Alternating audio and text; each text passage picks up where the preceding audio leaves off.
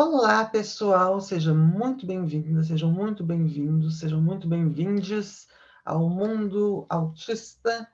E hoje eu estou aqui com a Selma Sueli Silva, minha mãe, e apresentadora do Mundo Autista junto comigo, com a Giza Carvalho, que foi minha professora, e a gente vai falar um pouco do currículo dela, que realmente é incrível. Mas o tema de hoje, o que eu queria colocar é que o tema de hoje é o apagamento da história, que embora seja um tema que possa parecer em alguns contextos mais distante assim da nossa experiência concreta como autistas, como familiares de autistas também, ou profissionais da saúde, muitas vezes que nos acompanham da educação, é algo que nos meus estudos, até com a minha mãe, a gente escreveu o Autismo no Feminino, o livro, o Camaleônicos, ela escreveu também, a gente percebe muito essa tentativa de apagar mulheres autistas e adultos autistas de certa forma também. Parece que ainda tem aquele estereótipo, mas a gente vai destrinchar isso, a gente vai descobrir melhor com essas duas feras aqui. Então, primeiro, Selma, você já conhece, minha linda mamãe, e a Giza, eu vou ler o currículo dela aqui para vocês, eu tenho que ler, a gente precisa de uma colinha, porque realmente a Giza não é brincadeira, não. Ela é uma pesquisadora que eu admiro muito, foi minha professora na UFMG e é alguém que eu tenho mais alta conta. A Giza Carvalho é professora adjunta do Departamento de Comunicação Social da Universidade Federal do Maranhão, professora colaboradora no programa de pós-graduação em comunicação da Universidade Federal de Ouro Preto, realizou estágio de pós-doutorado no PPG-Com da UFMG, com pesquisa sobre a historiografia do cordel de autoria feminina. Doutora em comunicação social pela Universidade Federal de Minas Gerais, com estágio de doutorado sanduíche em estudos literários na Universidade de Vigo, Cátedra José Saramago, mestre em estudos da mídia pela Universidade Federal do Rio Grande do Norte, com pesquisa na linha de estudos de mídia e produção de sentido. Foi professora do curso de jornalismo da Universidade Federal do Ceará, é graduada em comunicação social com habilitação em jornalismo, UFC, é pesquisadora na área de comunicação e cultura, com especial interesse em questões relacionadas à memória, tradições, gênero e poesia de cordel. Tem interesse ainda nos temas jornalismo, teorias do jornalismo, teorias da comunicação, epistemologias da comunicação, e é coordenadora da linha de pesquisa Estudos em Tradição e Memória, grupo Diversos, e membro dos grupos de pesquisa Insurgente, do qual é uma das coordenadoras, e da Cátedra Internacional José Saramago. Obrigada, Giza, por estar aqui. Realmente é um grande prazer e um sonho, até uma honra recebê-la. Se eu fosse só Imagina, ouvir, Sofia. desculpa, Giza, eu não vou poder perder, a Sofia já me conhece. Se eu fosse só ouvir o currículo dela, eu ia falar assim, nossa, já deve ser uma senhorinha de 90 anos, né? Imagina, Sofia, eu que fiquei muito honrada, muito grata pelo convite, pela possibilidade de participar e de dialogar aqui com vocês, trazendo essa experiência de pesquisa, né, e para a gente unir aqui os nossos interesses e os nossos conhecimentos. E a honra foi toda minha, né, em poder conhecer vocês, assim, ter tido essa oportunidade de trazer algumas discussões que eu estava desenvolvendo na época na pesquisa, né, e poder dialogar e poder aprender muito com vocês, né, na disciplina. Então, foi muito bom. Muito obrigada. Ai, Giza, realmente é muito bacana esse encontro que a gente teve, que a gente está tendo agora. E agora, que é uma coisa boa, a gente tem que compartilhar, né? A gente vai compartilhar agora com os nossos seguidores. Então, para a gente iniciar essa entrevista, Giza, eu queria comentar com você, ou perguntar muito sobre essa questão do que seria o apagamento na história. Porque, assim, no autismo, a gente, e até é uma impressão, posso estar até enganada no que eu vou falar agora, mas até na sociedade em geral, a gente interpreta alguns fenômenos como se eles fossem dados naturais, assim. Então, por exemplo, citando um exemplo da questão do autismo para ilustrar isso que eu vou falar. Ao longo da história, a mulher autista foi muito pouco estudada, porque a mulher não ia para a guerra, enfim, tem uma série de argumentos nesse sentido de que a mulher não era não valia a pena, entre aspas, investir na mulher, porque uma lógica mais capitalista e tudo mais, porque ela não daria esse retorno social. É algo absurdo, mas que não está, eu penso, tão distante muitas vezes de coisas que a gente vê hoje.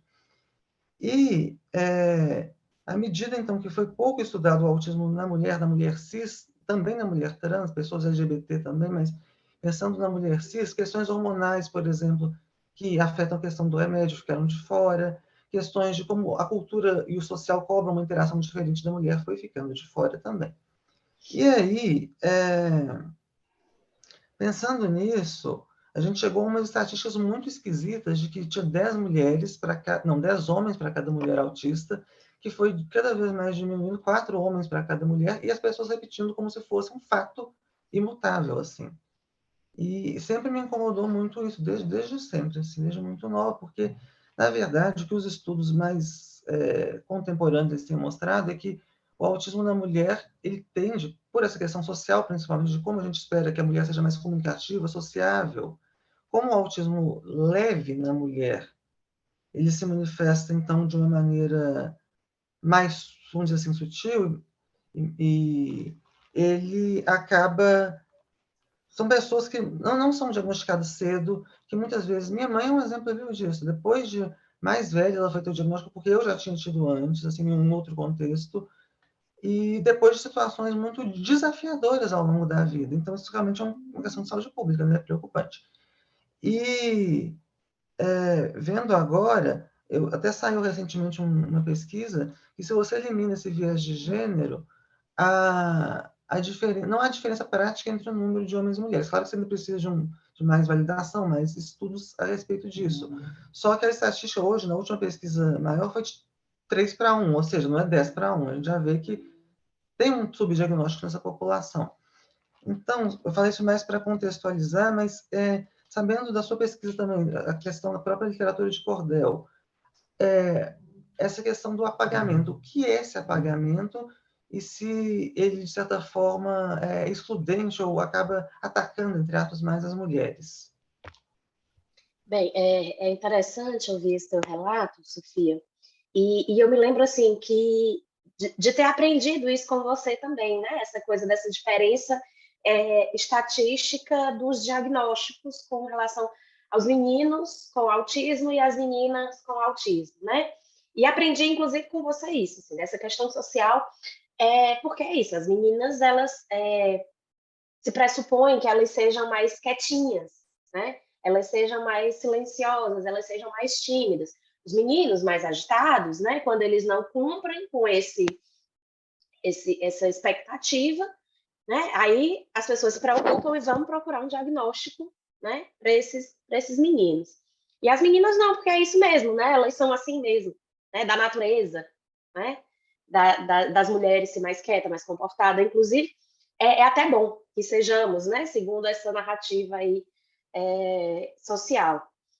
E, na verdade, se costuma procurar nas mulheres, o diagnóstico é quando elas são o contrário desse bom comportamento, né? Dessa coisa quieta, reclusa, né? Quanto mais agitada a mulher, quanto mais falante, quanto mais hiperativa, aí sim, vamos procurar o que tem de errado com essa mulher, né? E daí tantos outros diagnósticos que foram historicamente colocados aí para a mulher, né?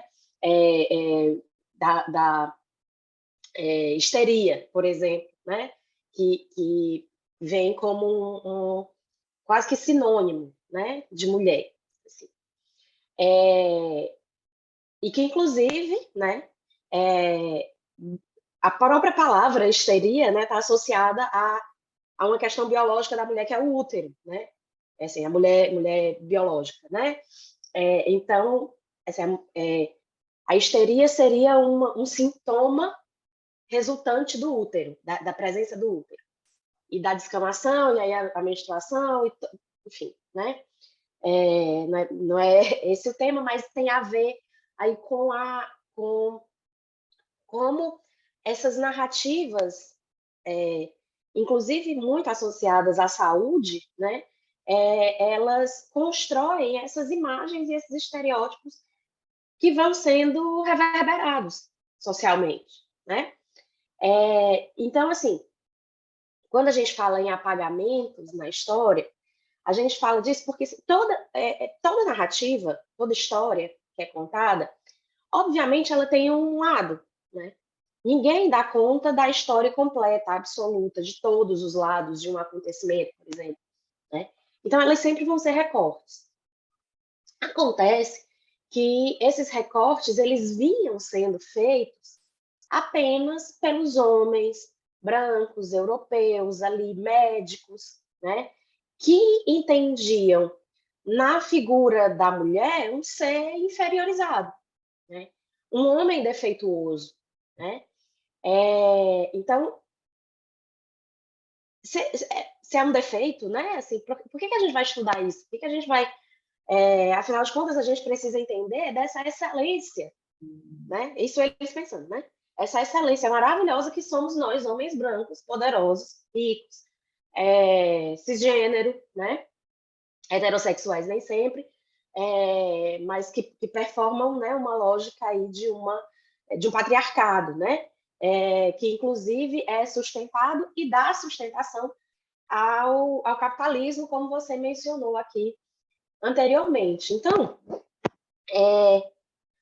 esse apagamento, ele vem muito por esses silenciamentos de histórias, de vozes que, inclusive, quando elas ousavam se levantar, e a gente vai puxar um pouco mais para trás, né, assim, na linha do tempo dessa história cronológica, se a gente puxa um pouco mais para a Idade Média, uma mulher que ousava dizer que reivindicar os seus próprios direitos, a sua própria existência, os seus saberes, ela era queimada na fogueira, porque ela era uma bruxa, né? Então, assim, tem essa dimensão de silenciamentos que são concretos, no sentido de físicos, né? Olha, você se cale, porque senão você vai ser queimada na fogueira. E disso vai gerando outros silenciamentos, porque aí essas mulheres, elas, desde então, né, elas têm cerceados o seu direito de falar, né, de entrar nos espaços que tinham essas comunicações mais aceitas, no caso da universidade, né, as formas de saber institucionalizadas. Então, assim, mesmo quando a gente vai olhar aí para o que a gente não sabe muito das histórias das mulheres, e na verdade a gente está começando a saber a partir dos movimentos feministas, né, desde a primeira onda feminista e vindo, considerando aqui depois, né, nas ondas seguintes, considerando as interseccionalidades, as diferenças, as questões de capital, a gente vem tendo a possibilidade de conhecer histórias que não estavam visíveis, né? Que vinham sendo apagadas. E essas histórias são apagadas justamente porque assim, é da ótica de quem conta, e muitas vezes quem vinha contando essas histórias detinha um poder, né? O poder da fala, o poder do discurso, e não queria perder esse poder. É claro que eles não queriam perder esse poder, né? Então, quando eu trago, né, na minha pesquisa especificamente a poesia de cordel, é muito cômodo para os homens dizerem que as mulheres não existem na poesia de cordel, não tem. Né? A gente tem uma antologia muito clássica dos estudos do cordel, assim, que todo mundo começa a estudar cordel, começa meio tateando por ela ali, né, os estudos folcloristas, dos anos 70. E não tem, é uma antologia, e não tem nenhuma mulher publicada nessa antologia. E aí uma pesquisadora, que é a Fanca Santos, quando ela foi perguntar, né, ela escreveu para a fundação que fez a antologia, olha, mas por que não aparece nenhuma mulher? E a resposta que deram para ela é porque não tinha mulher cordelista. Aí Fanca vai desenvolver uma pesquisa e descobre que 40 anos antes já tinha mulher publicando cordel. Né?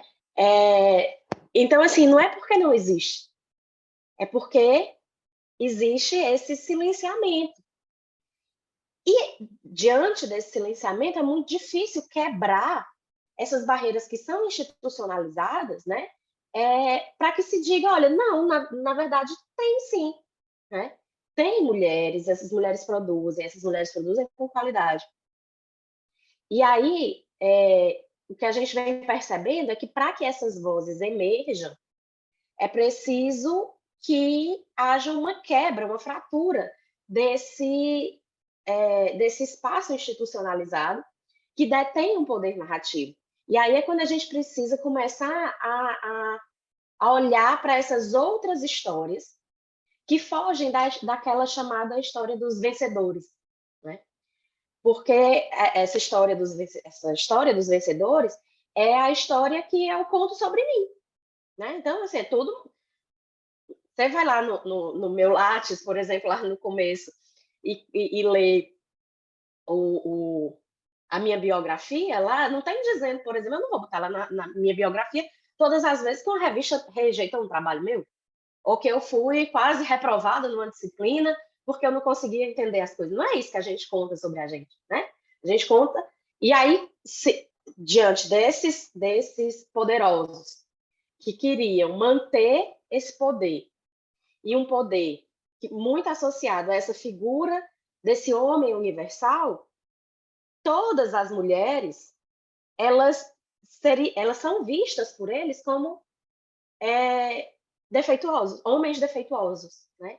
E aí, assim, as mulheres precisam lutar muito, precisam trabalhar muito, precisam melhorar muito para ser associada a eles, para andar junto, né? Para ir junto, para andar junto no recreio, né? Então, vem daí, desse interesse político, né? E econômico também, esse movimento de apagamento, né? E aí a gente vai vendo, assim, se a gente for começar aqui as histórias de apagamentos, a gente vai, né? A gente não para mais, né? Porque são muitas camadas.